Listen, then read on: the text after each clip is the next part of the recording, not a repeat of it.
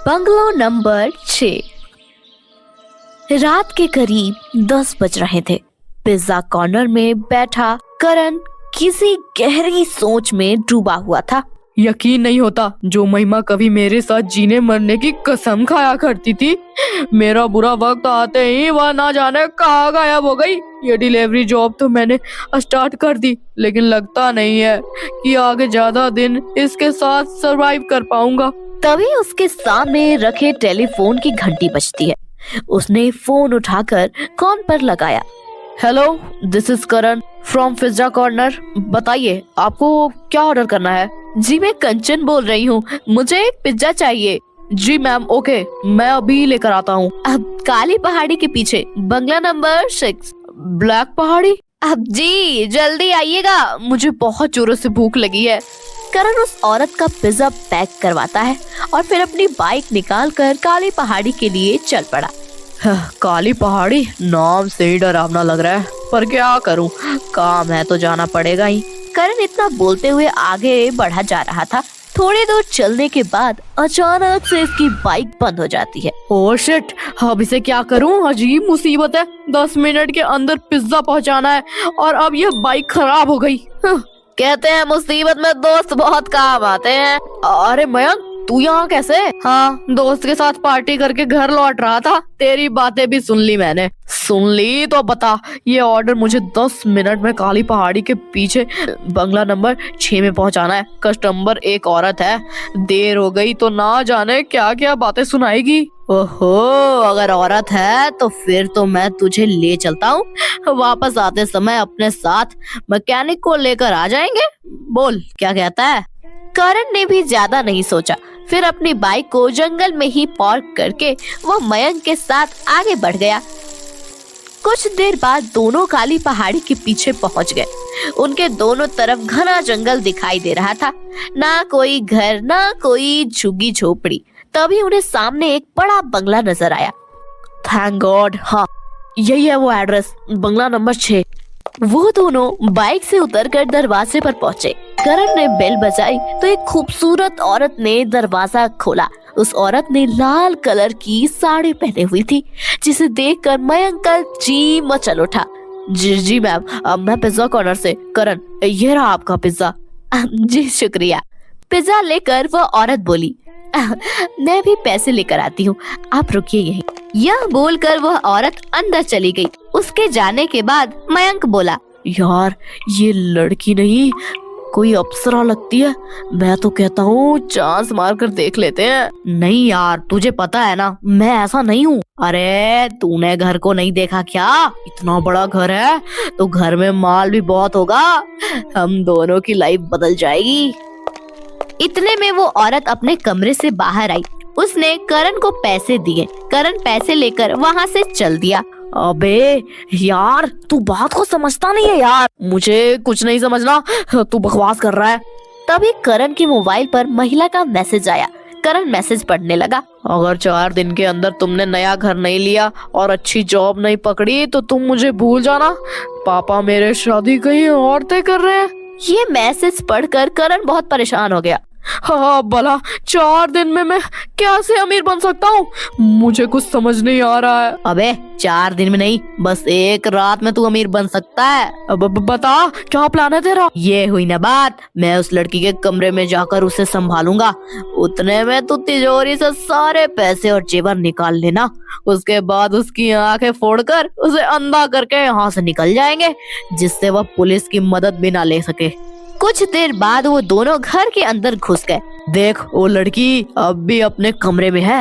अब मैं उसके पास जाता हूँ, तब तक तू तिजोरी का सारा माल बटोर ले। मयंक आंखों में बासना लिए उस लड़की के कमरे में चला गया। करण अलमारी के पास उसे खोलने की कोशिश करने लगा। वो अलमारी आराम से खुल गई। कमाल है, उसने तिजोरी में लॉक भी नहीं लगा रखा है। उसने देखा तिजोरी में बहुत सारा पैसा और सोना रखा हुआ है। यह देखकर करण की आंखें लालच से भर गई। अरे आप मेरे कमरे में क्या कर रहे हैं? और आप यहाँ तक कैसे आए? देखो, शोर मचाने की जरूरत नहीं है। मैं तो वहाँ बस तुम्हारी तन्हाई दूर करने आया हूँ मेरी जान। देखिए, आप यहाँ से चले जाइए, नहीं तो मैं पुलिस को बुला लूंगी।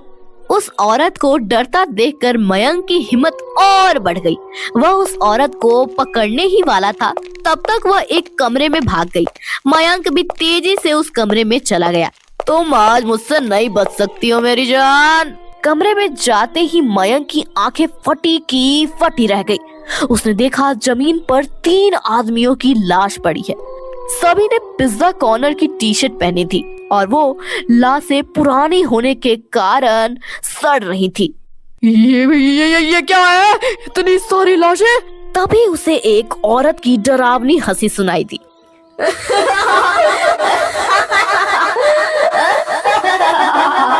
उसने अपने पीछे देखा तो कंचन अजीब तरह से हंस रही थी। ये सब वही है जो तुमसे पहले यहाँ ऑर्डर लेकर आए थे। तुम मुझे डरा नहीं सकती। मैं डरने वाला लड़का नहीं हूँ। मैं तुम्हें आसानी से मार सकता हूँ। हाँ। तभी कंचन एक भयानक चुड़ैल में बदल गई। उसकी आंखें गुस्सा से लाल लाल हो गई। यह सब देखकर मयंक डर से चीख उठा। भूत! आ जाओ ना जान, मेरी तन्हाई दूर कर दो ना। इतना बोलकर वह चुड़ैल मयंक का सर उसके धड़ से अलग कर दिया। मयंक की चीख पूरे घर में गूंज उठी। उसकी चीख सुनकर करण चौंक पड़ा। वह तेजी से उस कमरे की ओर भागा। कमरे में घुसते ही उसका पैर फिसला और वह जमीन पर गिर गया।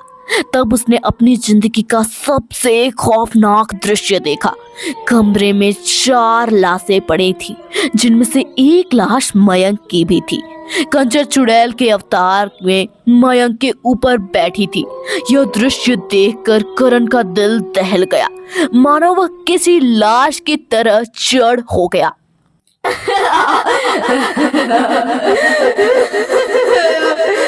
यह मेरी इज्जत लूटकर मेरी आंखें निकालना चाहता था ना। अब देखो, यह हमेशा के लिए शांत हो गया। यह सुनकर करण को कुछ समझ नहीं आ रहा था कि अब वह क्या करे। वह तेजी से दरवाजे की ओर दौड़ने लगा, लेकिन दरवाजा अपने आप बंद हो गया। खोलो, दरवाजा खोलो, कोई मुझे बचाओ, बचाओ। तुम्हारी मौत से पहले मैं तुम्हें कुछ बताना चाहूंगी। ये लाश जो तुम देख रहे हो, सभी पिज्जा कॉर्नर के डिलीवरी बॉय की है। इन्हें देखकर तुम्हारे मन में कोई सवाल नहीं आता है क्या? करण बस दरवाजे को पीटता जा रहा था, लेकिन दरवाजा खोलने वाला बाहर कोई भी नहीं था। फिर कंचन ने अपने आप बताना शुरू किया। 4 साल पहले की बात है, जब कंचन का पति कुछ दिनों के लिए शहर गया था। उस समय कंचन अपने घर में अकेली थी। एक रात कंचन अपने लिए पिज्जा ऑर्डर करती है। आधे घंटे बाद उसकी डोर बेल बजी। वह बाहर आई तो दरवाजे पर पिज्जा बॉय खड़ा था। वह कंचन को ऊपर से नीचे तक देखने लगा। लाइए, मेरा ऑर्डर दीजिए। उसने कंचन को पिज्जा दिया और फिर बोला, क्या आप घर में अकेली हैं? आपसे मतलब?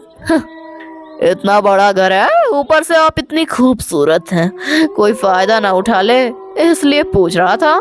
आपको परवाह करने की जरूरत नहीं है। इतना बोलकर कंचन अंदर चली गई, लेकिन उस डिलीवरी बॉय के मन में वासना का जहर चढ़ गया था। रात के 12 बजे वह वापस आया और दरवाजा तोड़ने लगा। कौन है? कौन है? कंचन जब तक बाहर आती है, तब तक वह डिलीवरी बॉय दरवाजा खोलकर अंदर आ गया था। दूर रहो मुझसे, वरना मैं पुलिस को कॉल करूंगी। उस आदमी ने कंचन पर हमला बोल दिया। उस आदमी ने मेरी इज्जत लूटी और मेरे साथ इतनी दरिंदगी की जिसे मैं सहन नहीं कर पाई, और अपना दम तोड़ दिया। और तभी से मेरी आत्मा मेरे ही घर में कैद होकर रह गई है। और तभी से मैं यह तय किया है मैंने, मैं हर उस लड़के को खत्म कर दूंगी जो मुझे अकेला पाकर मेरे साथ जबरदस्ती करेगा। मुझे माफ कर दो, मैं तुम पर कोई हमला नहीं करने वाला था। लेकिन तुम आए तो उसी के साथ थे ना जो मेरी इज्जत लूटना चाहता था। अब तुम्हें भी मरना होगा। यह कहकर उसने चाकू से करण के पैर पर हमला किया। हे भगवान, मुझे बचा लो। अब आगे से मैं कोई भी गलत काम नहीं करूंगा। अब तुम्हें कोई नहीं बचा सकता है, तुम्हें भी अब मरना होगा। यह कहकर वह चुड़ैल आगे बढ़ी। तब तक करण का मोबाइल बजा और उसमें से हनुमान चालीसा की आवाज आने लगी। यह सुनकर चुड़ैल चीखने लगी। बंद करो इसको, बंद करो। यह देखकर करण की भी हिम्मत बढ़ गई। उसने देखा तो यह फोन उसकी माँ का था और हनुमान चालीसा उसकी रिंगटोन थी। वह लड़खड़ाते हुए आगे बढ़ा और उस कमरे की खिड़की से बाहर कूद गया। जय बजरंगबली। नहीं! करण की टांग में चोट लगी थी, फिर भी जान बचाने के डर से वह भागा और फिर मयंक की बाइक पर बैठकर वहां से निकल गया। उसके कानों में अभी भी उस आत्मा के चीखने की आवाजें आ रही थी। नहीं!